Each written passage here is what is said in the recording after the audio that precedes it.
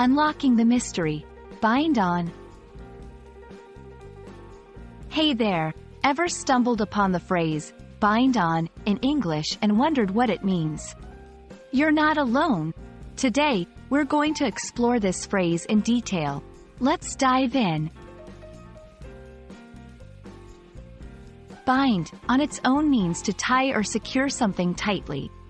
Think of tying your shoes, binding a book, or fastening something securely. When you add on to bind, it often implies attaching or affixing something onto another thing. Examples: she decided to bind on a ribbon to the gift. He binds on a cloth to cover the wound. Like many phrases in English, bind on can be understood best when seen in context. 1. Knitting. If you're into knitting or crocheting, you might have heard this term. Bind on refers to the initial series of loops that you create at the very start of a knitting project. It's the foundation for your work. 2. Before starting your scarf, you'll need to bind on 30 stitches. 3. Religion.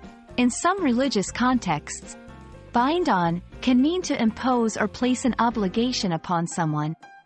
4. The priest will bind on the responsibility to the chosen disciple.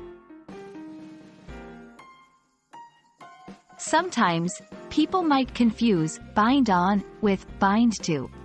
While they're related, they don't always mean the same thing. Bind on usually means attaching something to the outside of another thing.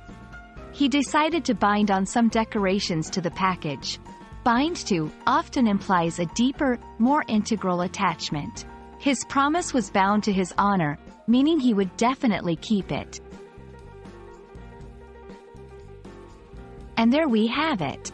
The next time you hear or read bind on, you'll know exactly what it means.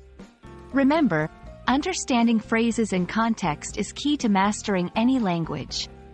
Happy learning, and I hope this video has been enlightening.